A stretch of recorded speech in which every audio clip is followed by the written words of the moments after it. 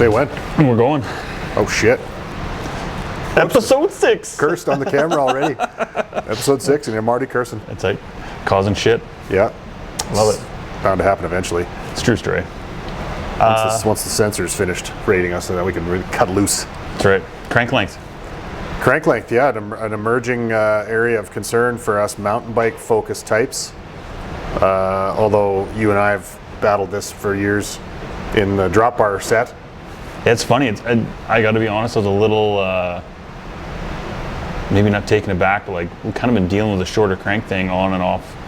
It seems like since we started doing bikes, and so it's like for it to have really kind of ramped up in the last couple of years is makes sense, especially for what we're doing with e-bikes. Yeah. But man, yeah, there's been a lot of talk about this at lots of different times.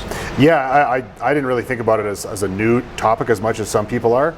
Yeah, it's more like an evolution, I guess. You know, like BMX race days, it was a thing. Totally. Where you used a 400-foot long crank to get maximum juice.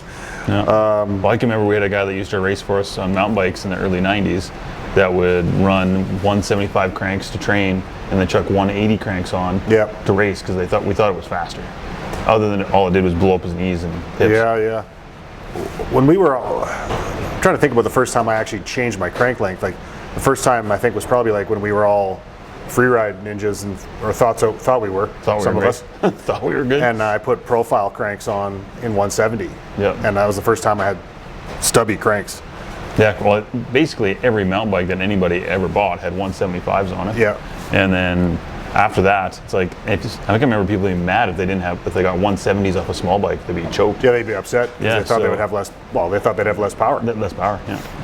I can remember. I think one of my brain changed a lot on that because I always had 172.5 road cranks, and then 175 mountain bike cranks, and we started doing all that fitting when fitting started going crazy 2 decades ago, and we're down talking to Park.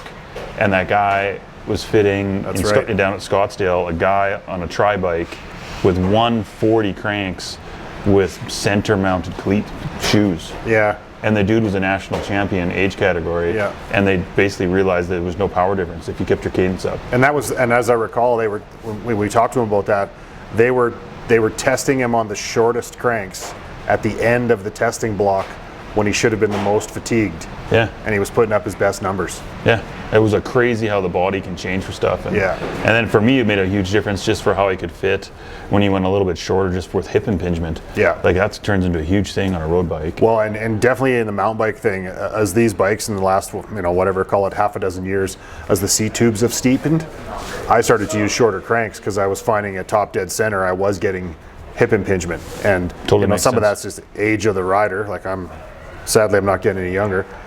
But me too, I felt quite good on like a 170 crank on some of these newer bikes right away. Like I didn't think it would be as big of a deal, but definitely biomechanically I noticed it.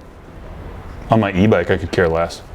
Like the shorter the better. Like this is where the controversy starts. Oh, sorry. Okay. I'm with you because I find on an e-bike you pedal so much. Yeah. That you get the pedal strikes and that's what I mean. I throw the 160s on it every time. I don't like. I guess I care. It's just that I want them shorter. This is why I bought these. These are pretty cool for my incoming bike. So I'm gonna go 160 on these. The new Trek rails that dropped yesterday are all spec'd with 160s. Smart. Which I found interesting because like Norco's on 165 on most of their new bikes still. Which is still speaking about e-bikes currently. Which is still 10 mils shorter than a standard crank from 3 years ago. But I mean, I would go so far as to say that 175 is not a standard crank length anymore in the mountain bike world. It's finished. It's like an antique crank length. Yeah. I think what's going to happen, it'll be just like short stems.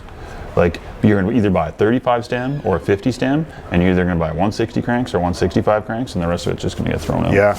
Our man, two of our guys like Stu and Jerome have just put 150 SRAM cranks on their bikes. So these are on e-bikes. And Stu commented that he noticed right away like the foot position was such that he felt more stable, could corner easier, could start to pedal out of corners sooner. Oh, even with 150. So he wasn't, I mean, he's doing it to address some biomechanical wear and tear on his body, but he said he noticed a more surprising difference than he thought. Yeah, I think it was going to get to a point that it's a certain length short, and that's it. Maybe it's not 160, 165, maybe it's 150, but like, I think it's just going to keep going, and then it's just going to stop, and it'll be no different than stems. I agree with you. Those 150 cranks on his bike look weird. Like, it looks like someone hit his bike with a hairdryer. Like one of his buddies pranked him and shrank his cranks down. God damn it. Yeah, somebody put his cranks through the dryer. Yeah, that's great. But he's super pleased. It's we early. We need to get a picture of that. I meant to get one for this and I spaced out, but it's early days, so we'll get more feedback and probably touch on this, I'm sure, at some other follow-up time. That's the shortest they're making, right? It's 150? That's the shortest that, well, I guess there are some outliers, like No, I'm talking from SRAM. but like SRAM just started to do that, and I actually thought that was a little surprising, considering that like it's often the smaller guys that do those niche sizes sooner. Yeah. But so it's coming on. That's People are cool. into it. I think efficiency-wise on an e-bike, you're right. Like, I'd rather have the benefits to the cadence control and the foot position, because the efficiency is more about managing your overall effort and gear selection and mode you're in. Totally. On my analog bike, I think I'd probably not go shorter than 165, just because I'm old and scared. Yeah, fair. Suspicious. Yeah, I'm curious to try something shorter for sure. I can't remember what my last bike was. Would you go down? Nothing's been longer than 170. Would you go shorter than 165 on your analog bike? I would try it on the Bronson, I think. Would you? Yeah. You'd try anything on that Bronson, though. Pursuant to episode 1. Bronson's definitely got all sorts Let's of weird take the shit. viewers back. I'm surprised you don't have a microwave oven on that thing, or some kind of a dinner tray or The something. bike has definitely seen a few different variations of itself. Yeah. I've always been a guy that likes spinning. Like, I'd rather be spinning at 80 RPM than kind of crunching. So, Yeah. And if it means that I can kind of do that through more rock gardening type spots and stay seated and, all that kind of stuff, I think it makes, Yeah, that's a good point. I think I'd be into it. Because I don't got the juice anymore. I'm not going to get up and just like, and I don't think it'll make any difference. Like, if I lose 5 mils of crank length. Well, yeah. Even at my best days on shorter travel or rigid bikes, me standing and just wailing was a bit of a losing proposition versus just being a steady state, like reasonable mid to high cadence diesel. Yeah. Was way more my program and easier on my knees and all that. So, and still is. Totally. So. Yeah. Yeah, I think the short crank thing has like super good applications on e-bikes, but I think it's for a lot of riders. There's not a lot of convincing.